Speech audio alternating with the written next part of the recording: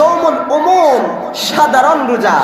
সাধারণ রোজা হলো ওই শ্রেণীর রোজা, ওই ব্যক্তিদের রোজা যারা রোজা রেখে জবানের হেফাজত করে না, যারা রোজা রেখে চোখের হেফাজত করে না, যারা রোজা রেখে হাতের হেফাজত করে না, যারা রোজাও রাখে আবার জবান দিয়ে গীবত করে, রোজাও রাখতেছে আবার চুগলখড়ি করতেছে, রোজাও রাখতেছে আবার মিথ্যা কথাও বলছে, ঠিক না?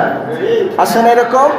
রোজা রাখতেছি আবার হাত দিয়ে অন্যায় কাজ করছি, এদিকে রোজা রাখা অবস্থা রোজাও রাখছি, অন্যান্য মাসে যেভাবে গুনাহের কাজ করতাম, যেভাবে অশ্লীল কাজ করতাম, যেভাবে আল্লাহর নাফরমানি করতাম, রমজান মাসে এসেও ঠিক অনুরূপ কোনো পরিবর্তন হয় নাই, আবার আল্লাহর নাফরমানির মধ্যে লিপ্ত আছি, ঠিক না?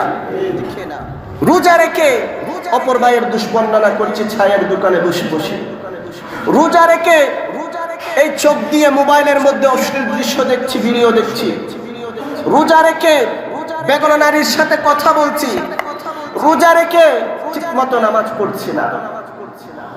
তো এদেরকে তিনি নাম দিয়েছেন সৌমুল হুমুম। এটা হচ্ছে সাধারণ রোজাদারদের অভ্যাস।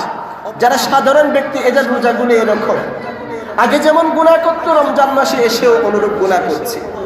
এরপরে তিনি দ্বিতীয় স্টেপে গিয়ে, দ্বিতীয় নাম্বারে গিয়ে তিনি দ্বিতীয় শ্রেণীর রোজাদারের ক্যাটাগরি ভাগ করেছেন সৌমুল খুসুস, স্পেশাল বিশেষ ব্যক্তিদের রোজা। তারা হচ্ছে ওই ধরনের ব্যক্তিদের রোজা যারা রোজাও রেখেছে, সাথে সাথে হাতকে অন্যায় কাজ থেকে বিরত রেখেছে, হাতকে ঘুষ খাওয়া থেকে বিরত রেখেছেন, হাতকে সুদ খাওয়া থেকে বিরত রেখেছেন, কাস্টমারকে ঠকানো থেকে বিরত রেখেছেন, হাত দ্বারা যত অশ্লীল অন্যায় কাজ আছে সমস্ত কাজ থেকে হাতকে বিরত রেখেছে।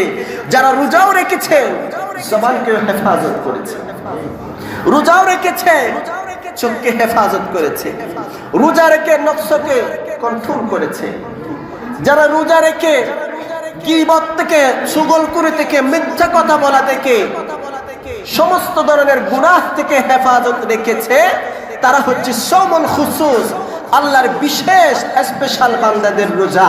তাদের রোজায় আল্লাহর দরবারে কবুল হয়। জুড়ে বলেন সুবহানাল্লাহ। 3 নম্বরে তিনি বলেন সৌমুল আখাসুল খুসুস, ভেরি ভেরি স্পেশাল, বিশেষ বিশেষ ব্যক্তিদের রোজা। এটা উচ্চ মকাম ব্যক্তিদের রোজা। এই ধরনের রোজা যারা রাখে তারা হচ্ছেন আল্লাহর বড় বড় আউলিয়া কেরাম। জুড়ে বলেন সুবহানাল্লাহ। তারা এই একটা মাস, মাহে রমজানুল মুবারক মাস আল্লাহর জন্য নির্ধারিত করে এই 1 মাস সংসারের কাজ ছেড়ে দেয়, বাকি 11 মাস তারা সংসারে সময় দেয়, বাকি 11 মাস তারা পরিবারের জন্য সময় দেয়, বাকি এক মাস তারা নিজের জন্য সময় দেয়।